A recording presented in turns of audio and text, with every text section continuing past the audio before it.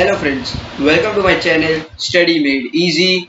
I am Rushank Shah and in this channel we make videos related to all the subjects and we have made many previous videos. If you are new on our channel, please do visit them and watch them full. I request you as they contain a lot of information regarding ICSE class 10 boards examination. So today we have selected a new subject, history. In the subject, first we are going to take chapter second, that is growth of nationalism. I will take chapter 1 in my next video or other videos, so please don't forget to watch that. And now, without further wasting time, let's get started to the chapter growth of nationalism. So, I will in this chapter I will give you some important points and you only have to learn those regardless to this if it is a tuition exam or any school exams. These points are very important as compared with ICC class 10 boards. So let's get started. First thing they can ask you is define nationalism for 2 marks in section 1 question 2. Now let me make you understand what does it consist of. There are two sections in history paper, section 1 and section 2. In section 1 there will be two questions. First question will be for 10 marks, that is 10 questions will be asked in fact about civics, and question 2 will be of history which is of 20 marks. So section 1 altogether makes 30 marks and in section 2 the remaining 50 marks are taken and you have to learn each and every chapter to score 100 on 100 in history, and that is possible. So now let's get started. I will give you information related to both section 1 and section 2. In section 2 you will have options. In civics you will have 3 questions out of which you have to answer only 2. That is, you can leave 1.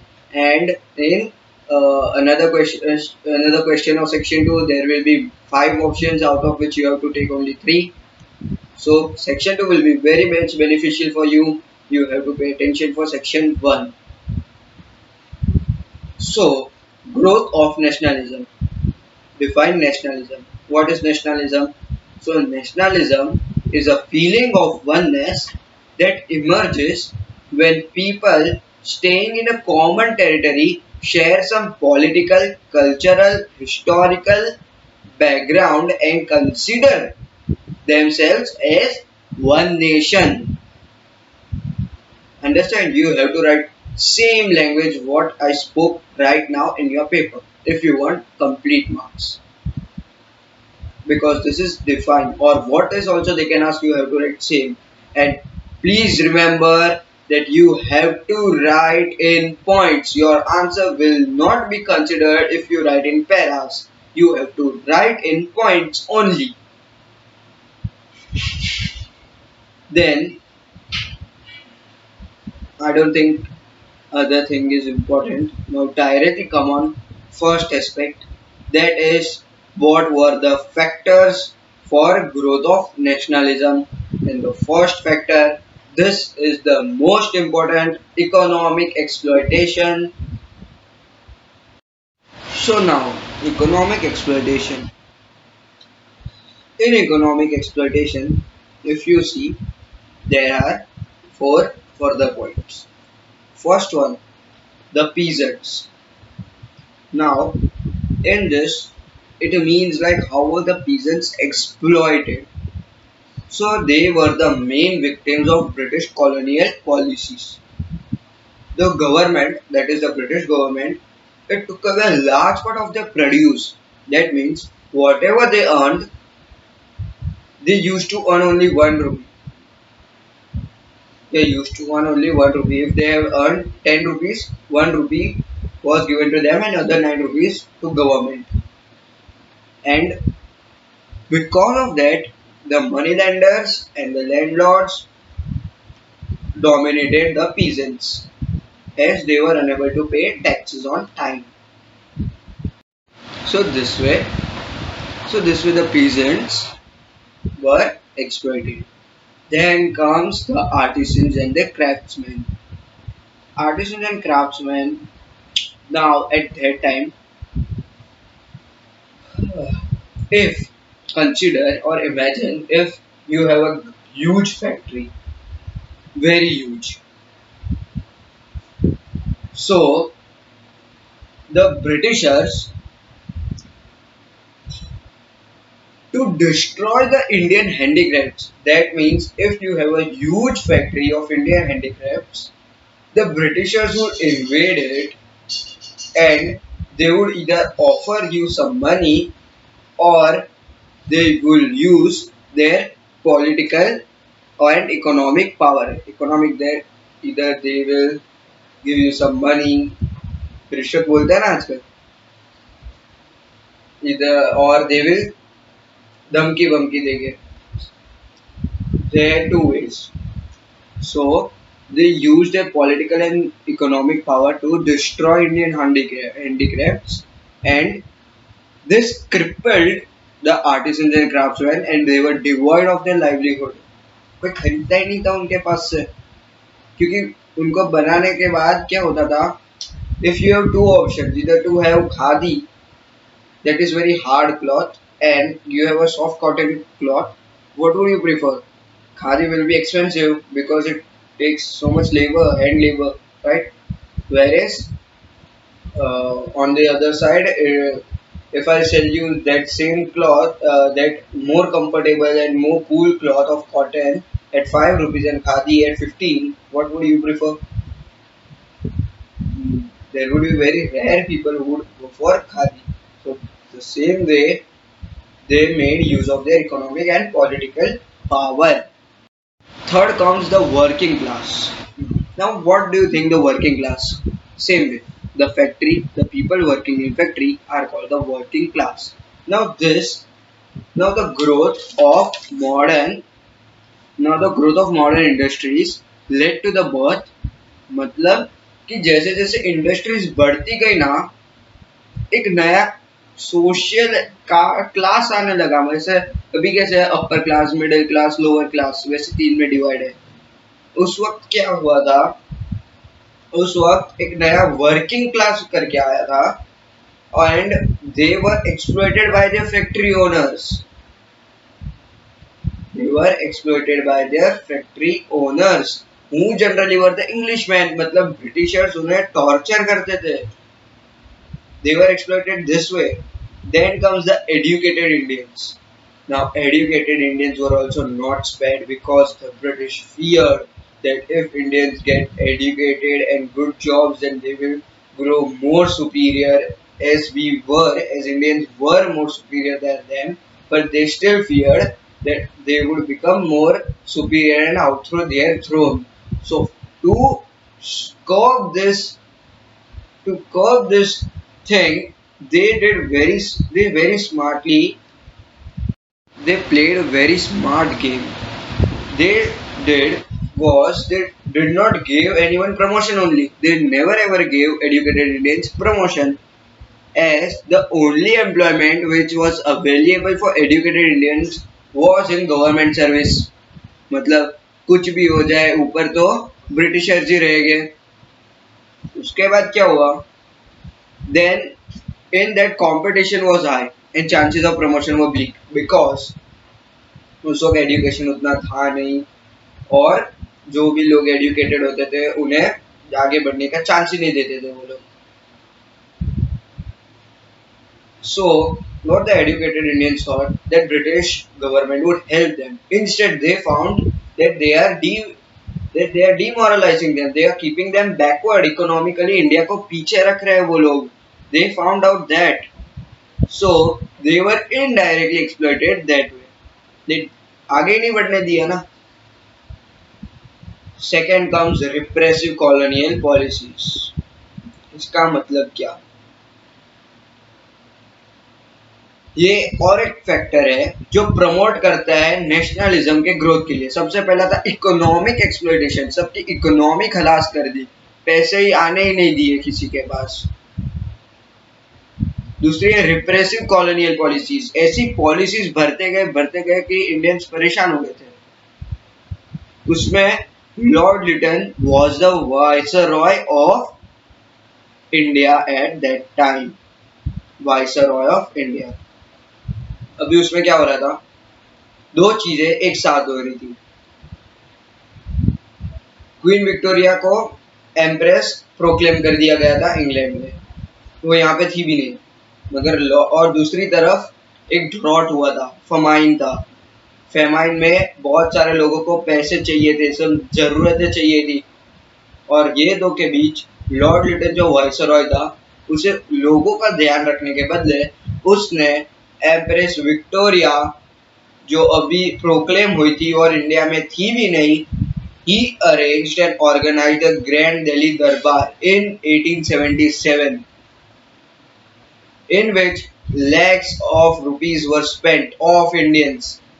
ऐसा दिया नहीं है, मैं बोल रहा हूँ, exam में ऐसा मत लिखना, एग्जाम में क्लियर कर लिखना that Lord Lytton organized a Grand Delhi Darbar in 1877 to proclaim Queen Victoria as the Empress of India, and lakhs of rupees were spent on the event, but nothing was done for Indians who were in grip of famine.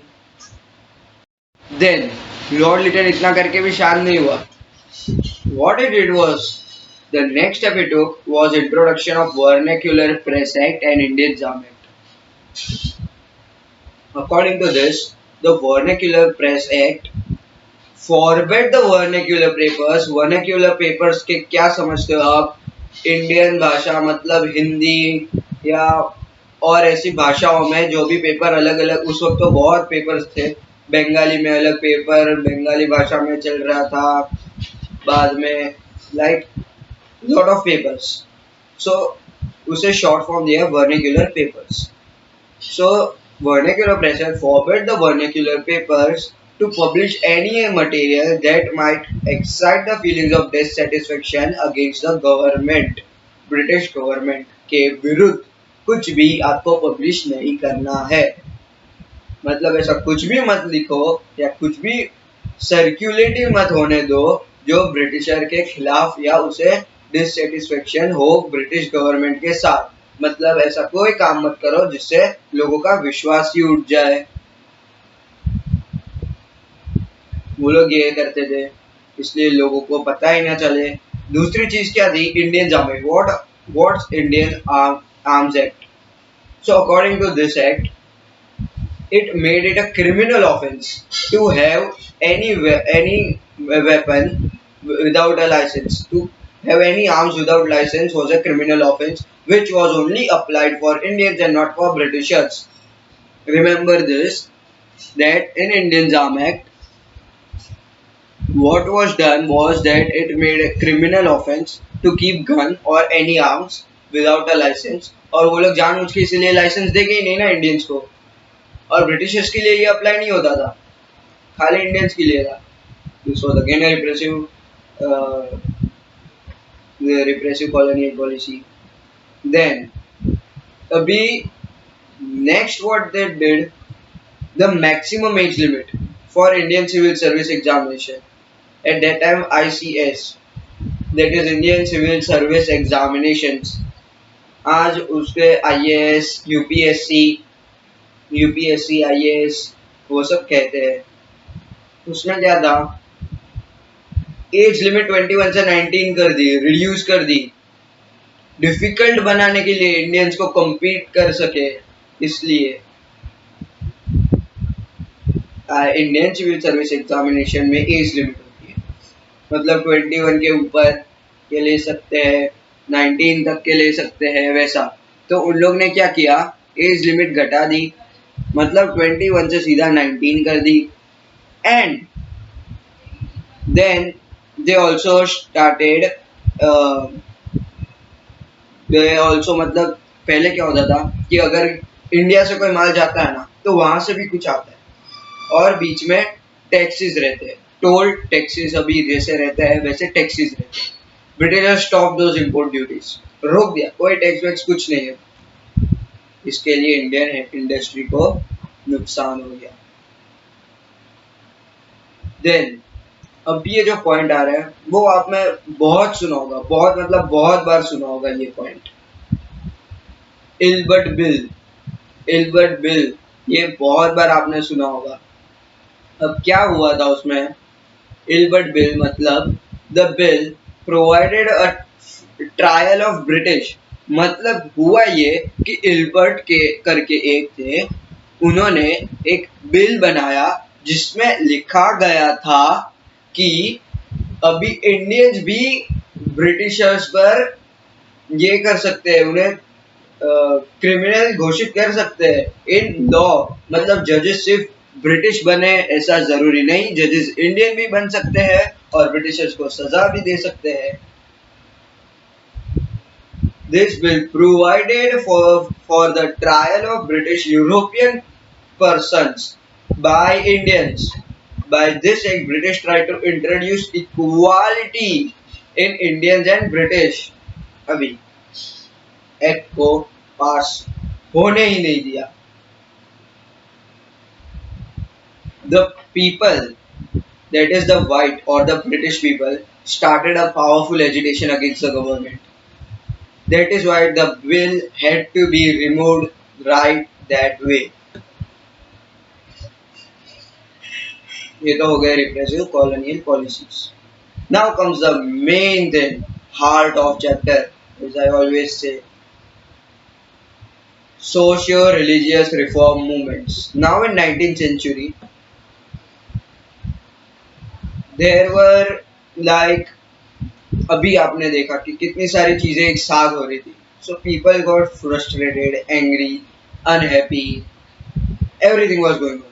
At the same way, there were some social customs like sati, parda system, that way.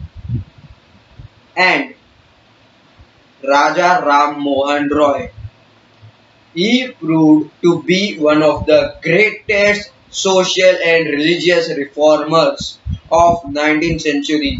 He wanted to do away with all the evils present in Bengal at that time. मतलब जितने भी बुरी प्रथाएं चल रही थी उसको वो रोक लगाने चाहते थे बंगाल में। क्यों? क्योंकि he was deeply loved with his country and worked for betterment of people. Now, what was his approach to religion? वो religion को कैसे देखते थे? So Raja Ram Mohan Roy was a great humanist and he believed in unity of all religions. मतलब सबके भगवान एक है, that thing. Unity of all religions. As a young man, जब वो यंग थे, उन्होंने उसी टाइम पे संस्कृत भी पढ़ लिया था, हिंदू फिलोसॉफी भी मास्टर कर लिया था, कुरान भी पढ़ ली थे और पर्शियन भी एंड अरेबिक लिटरेचर का कल्चर भी समझ लिया था और उन्हें सब आया था। जब तक वो यंग मैन थे उन्होंने ये सब का इंटेंसिव स्टडी कर दिया। And when Britishers came in, they he made an intensive study of western thought and culture. मतलब वेस्टर्न कैसे सोचते हैं, क्या उनके हाव भाव पढ़े, वेस्टर्न थॉट समझा कि क्या है, वो क्या करना चाहते हैं। और बाइबल को ओरिजिनल में पढ़ने के लिए उन्होंने ग्रीक और हर्ब्यू भी सीखा। और ये सब पढ़ के उन्होंने कंक्लूजन क्या निकाला? Worship of one God. In 1809, he wrote a Persian gift to monotheists, in which he put forward his views against the beliefs of many gods and worship of single god. He strongly held the view that all ancient texts and Hindu philosophy preach that there is only one god, and he started Amitya Sabha and carried on a persistent struggle against the worship of idols and meaningless religious rituals. Now, in 1828, he founded Brahmo Sabha. Brahmo Sabha or Brahmo, now it is called as Brahmo Samaj. For what? In that he believed in monotheism, matlab worship of single God. He taught people to believe in prayer, meditation, charity, morality, and unity, and he wanted to strengthen the unity and unity and strengthening the bonds of unity. In fact, strengthening the bonds of unity between all men and all religions and creeds. Then comes the social reforms. What were the social reforms done by him? Now, Rajaram Mohan Roy was against the rigidity of caste system. So he started a campaign against the caste system and for abolition of sati and parda system. I'm sorry. Then he discouraged the child marriage, condemned polygamy, and advocated the right of widows to remarry. ये तो हो गया. Now उसकी वजह से क्या हुआ? William Bentinck जो उस वक्त वाइसरॉय थे इंडिया के, ही was the Governor General of India. I'm sorry, not Viceroy, Governor General of India. He passed a law in 1829 making Satya an illegal and punishable by law. This was the best thing which he had done. I mean, this was one of the best things which he had done. He was a strong supporter of women rights and he condemned the subjugation of women. Matlab, he wanted the same status of women, to raise the status of women, and demanded that they should be given equal rights in inheritance of property. So now we are now going to begin with pioneer of Indian journalism. Why was Raja Ram Mohan called pioneer of Indian journalism? Because he started many newspapers and a Bengali weekly called Sambad Kaumudi. He also started a paper in Persian called Mirat ul Akhbar, and he brought a number of journals in Bengali, English, Hindi, Persian to spread scientific and literary knowledge. Political rights. Now Rajaram Mohan Roy was a initiator of public agitation. Now Rabindranath Tagore has said in his own words that Rajaram Mohan Roy inaugurated the modern age in India.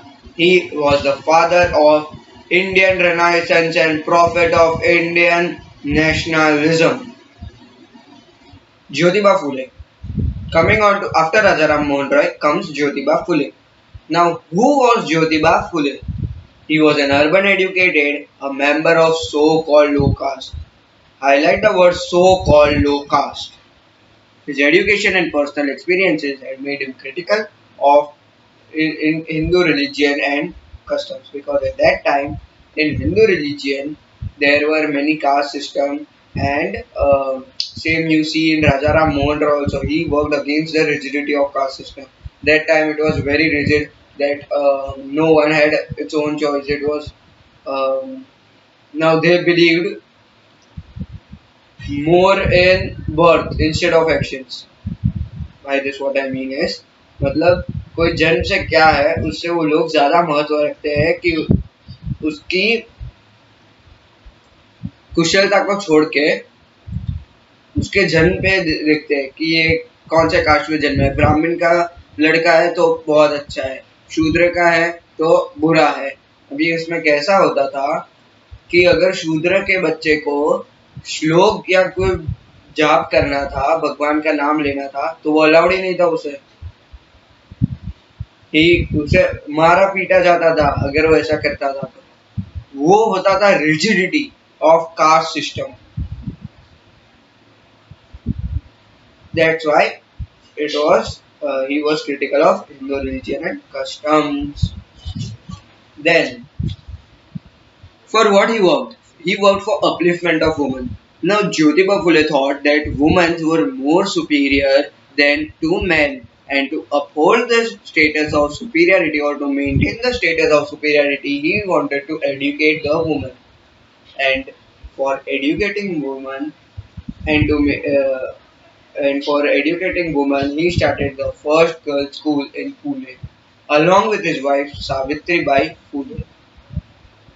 So they in 1854 again started or again established a school for untouchables and started an orphanage for widows and widow remarriage movement, and he pioneered matlab, he also leaded the widow remarriage movement act and worked for education of women.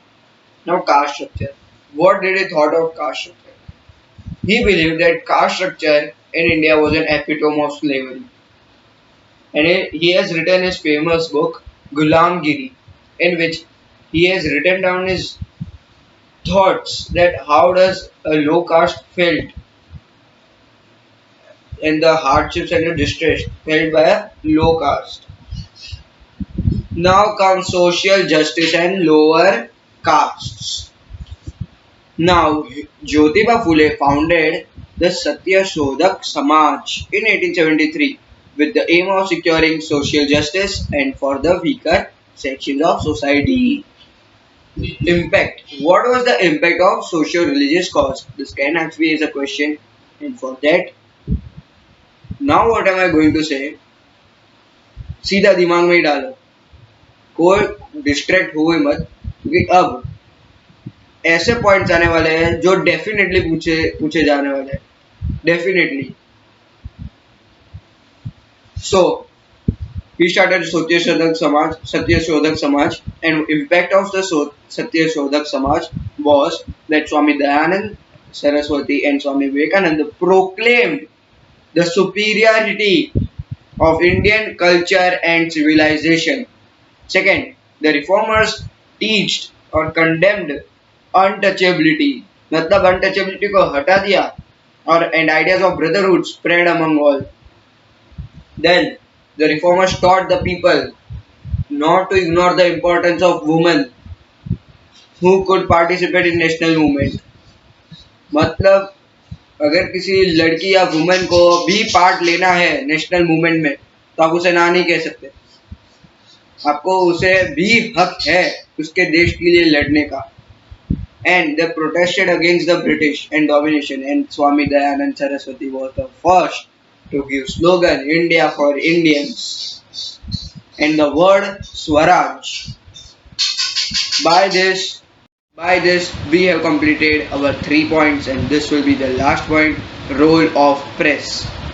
So in 19th century, as I said earlier, also many new newspapers had came in later half of 19th century, such as Amrit Bazar Patrika, the Hindu, the Statesman, the Pioneer, and isme don't write the Times of India because it is prevalent now also. You can get the Times of India now also. So don't make such mistake that someone gets chance to cut your marks.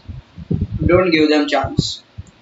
So write Amrit Bazar Patrika, the Bengali, the Tribune, the Statesman, the Hindu. Okay. Then, how did these newspapers took an efficient part? It was through the press that the ideas of patriotism and modern liberal ideas of freedom, equality spread among the people. The press carried on daily criticism on of the unjust policies of British government. Then it made possible the exchange of views among the different social groups from different parts of country. मतलब अगर कोई महाराष्ट्र से लिख रहा है तो बंगाल में पता चलता है, बंगाल से लिख रहा है तो कश्मीर तक जाती है बात. It was to the role of press. Then, then it made Indians aware of their own rights and fighting for their rights. इसके साथ fourth point भी हुआ खत्म. Now comes the last and final thing of this chapter. Forerunners or precursors of Indian National Congress. Very important. Precursors भी पूछ सकते हैं, उसका मतलब रहता है फोरनर्स, मतलब इंडियन नेशनल कांग्रेस से आने के पहले ऐसी कितनी पार्टियां थी। First, east India association. मैं जो भी बोल रहा हूँ ना वो चीज ही इंपॉर्टेंट है, अब बाकी जगहों पे ध्यान मत दो, जैसे मैं बोल रहा हूँ उसी पे ध्यान देना। East India association, so in east India association was founded in London. अभी लंदन से आपको आइडिया आना चाहिए कि दादा भाई नौरोजी तो लंदन, क्योंकि वो सबसे ज्यादा लंदन में रहे हैं। सो if the word you see if you see the word London, you can easily recognize दादा भाई नौरोजी। एंड दादा भाई नौरोजी और लंदन दोनों है तो ईस्ट इंडिया एसोसिएशन। और एक चीज आएगी आपको, मैं वो भी बताऊंगा, आपको ध्यान रखना होगा, अभी इसमें कान खुले रखना, ये बहुत इंपॉर्टेंट बात है। Now, East India Association was founded in 1866 by Dadabhai Nauroji in London. This association provided information of all Indian subjects and voiced the grievances of Indians and remedial measures. So Dadabhai Nauroji was also called as the Grand Old Man of India and was the opinion that British should basically be just and good. उसके हिसाब से क्या था, Britishers okay, कोई problem नहीं है। So then this branch also had this party also had its branches in Chennai and Kolkata and Mumbai. With this, we come to second part, Indian Association. So after East India Association, there was another party, Indian Association. Now, the Indian Association was meant for all India movement. It was headed by Surendranath Banerjee. We'll come to know about these all people in our next chapter. That is chapter 3. So in this, the old All India movement was headed by Surendranath Banerjee. The association had lawyers, professionals and educated middle class Indians. Now what was the objectives? Creation of strong body public opinion was their main aim. मतलब public के opinion, या तो आपको स्वराज चाहिए या तो आपको Britishers की गुलामी, दो में से कोई एक पकड़ लो। वो स्ट्रॉन्ग ओपिनियन रखते थे। दूसरा क्या था, मास पार्टिसिपेशन, ज्यादा से ज्यादा लोग पार्टिसिपेट करो। Friendly relations, promoting friendly relations among Muslims and Hindus. Integration of basis of common political interest, मतलब सब पार्टियां एक बन जाती थी कुछ इंटरेस्ट के लिए। अचीवमेंट क्या हुआ, इट लॉन्च एजुटेशन, मतलब उन्होंने इंडियन वर्नेक्युलर प्रेस एक्ट किया था, उन्होंने उसका और इंडियन जामेट का विरोध किया। And lowering age limit from 21 to 19 years for imperial service, civil service field to attain an all India character. Formation of Indian National Congress. What was the formation of Indian National Congress, कैसे form हुई वो? So Surendranath Banerjee, Dadabhai Nauroji, Firoz Shah Mehta, Badruddin Tyabaji and Justice Ranade were political body, and Alan Octavian Hume, a retired British member, he founded the party. The first president was W.C. Banerjee and second president was Dadabhai Nauroji. The thing which I said is not in textbook, you have to keep it as a note. Very, very important note. They can ask you for 2 marks. Section 1. I will repeat it for you. The Alan Octavian Hume, A.O. Hume, was founder of the Indian National Congress Party on 28th December. 28th December in 1885. In 1885. Then who was the first president? W.C. Banerjee. Second president Dadabhai Nauroji. Finish. Then comes the aims. What were the aims of Indian National Congress? First, to promote friendly relations between nationalist political worker and different parts of country. Then to develop a consolidated feeling of national unity, irrespective of caste, creed or religion. Then to train and organize a public opinion, to formulate the popular demands and present them before government. अभी मैंने जितने भी points बोले आपको उसमें से कुछ समझना है ही नहीं, आपको बस वो लर्न करना है और एग्जाम में पूछे तो लिखना है, ये समझने की बात है ही नहीं। सबसे पहला पॉइंट था to promote the friendly relations and between the nationalist political workers and other country, to develop a consolidated feelings for the national unity irrespective of caste, religions or province, to formulate popular demands and present them before the government, train and organize public opinion in the country. Sessions of Congress. कौन से sessions थे? First session of Congress was under W.C. Banerjee, in which 72 delegates represented came from the parts of India, and eminent persons as Dadabhai Naoroji, K.G. Talang, Firoz Shah Mehta, Badiruddin Tyabji, and all came. In second session at Calcutta, in presidency of Dadabhai Naoroji, some of delegates were received by Lord Dufferin as distinguished visitors of capital. अभी मैं बोला वो important नहीं है, ये बस आपको extra knowledge के लिए बोला मैं, उसमें से कुछ भी इम्पोर्टेंट नहीं है। So with this we end our chapter growth of nationalism over here, and in our next video we will start with a new chapter. So if you are new on our channel or if you like our video, then please do hit a like button, subscribe and press the bell icon so that you do not miss on any other further notifications. So till then, signing off for now. I am Rushanksha. Thank you.